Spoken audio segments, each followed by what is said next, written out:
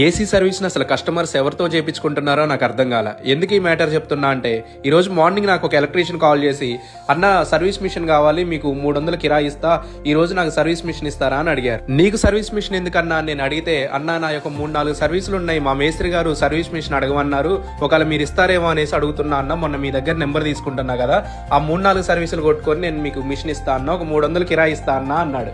నేను మనసులో నవ్వుకొని, అరే నువ్వేం మాట్లాడుతున్నావు, నీకు అర్థం అవుతుందా అనుకున్నా.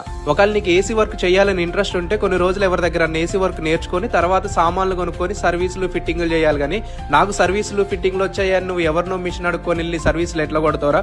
ఒకవేళ సర్వీస్ కొడతావు, ఆ మిషన్ డ్యామేజ్ అవుతుంది లేదా పీసీ బోర్డు ఖరాబ్ అవుతుంది, అప్పుడు కస్టమర్ నష్టపోతాడు కదా అని నేను అనుకున్నా. ఈ సమ్మర్ 3 months కస్టమర్స్ చాలా జాగ్రత్తగా ఉండాలి టెక్నీషియన్స్ తోటి. ఎందుకు ఇలా చెప్తున్నా అంటే, చాలా మంది ఎక్స్పీరియన్స్ లేని పిల్లగాళ్ళు బ్యాగులు వేసుకొని వచ్చి మేము సర్వీస్ కొడతామని చెప్పి వచ్చి సర్వీస్ కొట్టి తర్వాత ఏదైనా రిపీట్ కంప్లీట్ అయితే కాల్ ఆన్సర్ చేయకుండా ఉంటారు.